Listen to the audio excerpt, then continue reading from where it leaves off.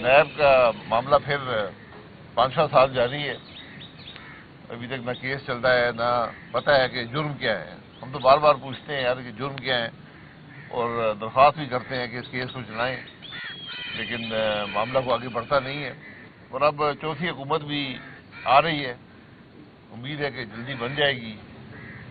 تو انہوں نے وعدہ بھی کیا ہے کہ ہم نیب کو ختم کریں گے.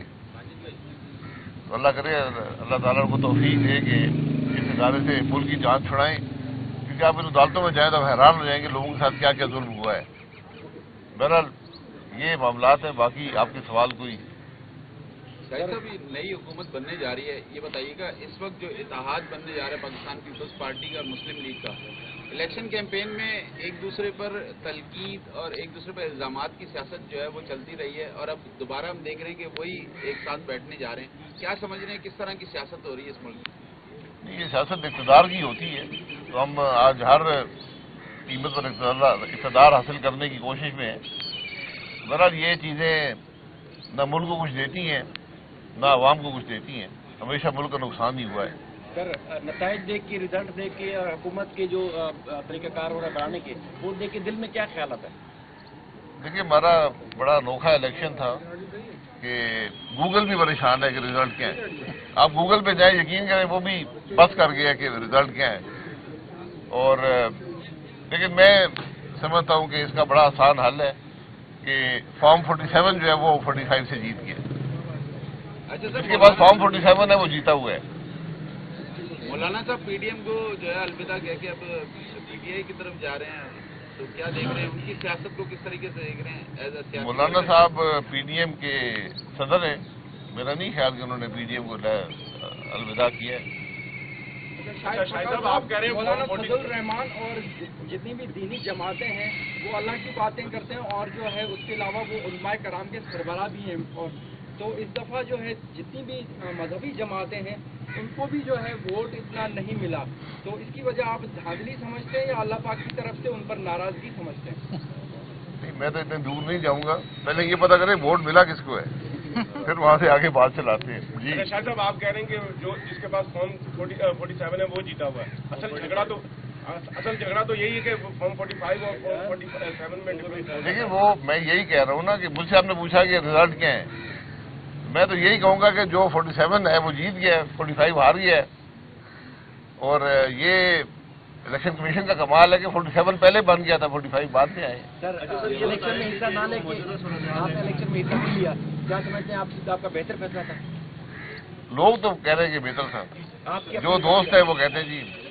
میں تو اللہ کا شکر ادا کرتا ہوں کہ اس خرابی میں حصہ لینے سے بچ گیا. آپ سے سر اگر رابطہ کیا جائے آپ کیا کریں گے؟ جی، ان سب کو میں نے پہلے مبارکباد دے دی تھی کہ آپ الیکشن جیت چکے ہیں. سر، آپ سے اگر رابطہ کیا جائے گا تو آپ کیا کریں گے؟ کس بات پہ رابطہ کیا جائے؟ صاحب رابطہ کریں آپ سے؟ میں نہیں ہوں، میں کچھ ہوں. ابھی تک آپ سے رابطہ کیا کسی نے؟ نہیں، ضرورت نہیں ہے. میں نہیں ہوں نہ آزاد منتخبی. رابطہ صرف آزاد والوں سے ہو رہا ہے. بھائی صاحب، آپ موجودہ صورتحال میں مسلسل یہ کہہ رہے تھے کہ ابھی الیکشن نہ کروائے جائیں تو بہتر ہے. اب کل تک تو یہ صورتحال یہ بن رہی ہے کہ کوئی بھی آگے نہیں بڑھ رہا حکومت بنانے کے لیے، وفاقی حکومت بنانے سے گریز کر رہے ہیں.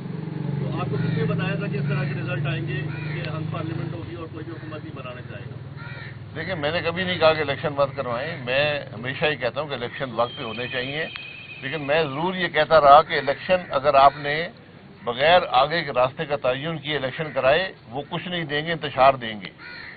اور کم از کم وہ بات جو ہے وہ حقیقت ثابت ہوئی ہے کہ آج جو الیکشن ہے وہ کوئی رزلٹ نہیں دے پائے اور نہ ہی آگے کچھ مسائل کا حل دے پائیں گے.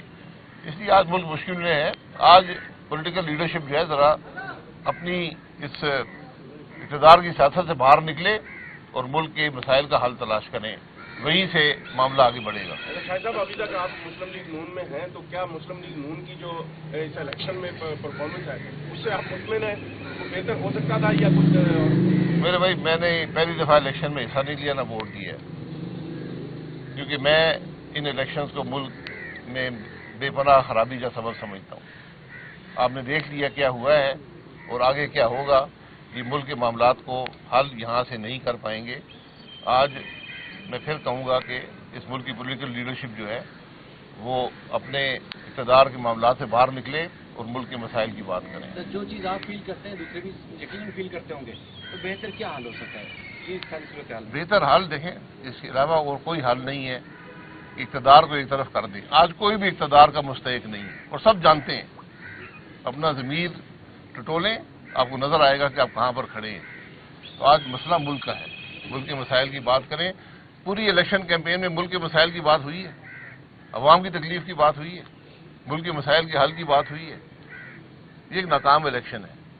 شاہد صاحب، جس طرح آپ بات کر رہے ہیں ملکی مفاد کے حوالے سے، دوسرے سیاستدان بھی، ہر سیاستدان جو پارٹی کا سربراہ ہے وہ اسی طرح بات کرتا ہے، لیکن ساتھ دوسرے کے ساتھ بیٹھنا نہیں چاہتا. تو اس کو بٹھایا گا کون؟ کیسے بیٹھیں گے؟ پھر ملک کے بارے میں سوچا نہیں، میں نے تو ایسا نہیں سنا، میں نے تو کوئی نہیں ایسی بات دیکھی ہے. یا تو ہر آدمی اقتدار کی بات کرتا ہے کہ مجھے اقتدار دے دیں سب ٹھیک ہو جائے گا. اقتدار نہ کسی کو ملنا ہے نہ ان سے مسائل حل ہونے ہیں. سر نہیں، 3-4 دن سے کچھ پوزیشن تبدیل ہوئی ہے.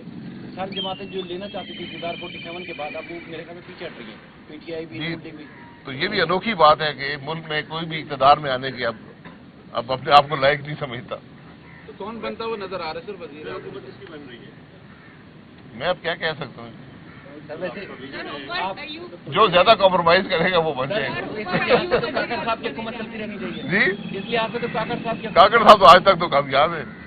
پہلی انٹرم گورنمنٹ ہے. اعظم بننے جا رہے ہیں عمر ایوب، تو آپ کیا سمجھتے ہیں وہ کامیاب وزیر اعظم ہوگا عمر ایوب؟ پہلے بنائے تو پھر بتائیں گے کون کامیاب ہوگا نہیں زیادہ ہوگا. کمپرومائز کون ہے؟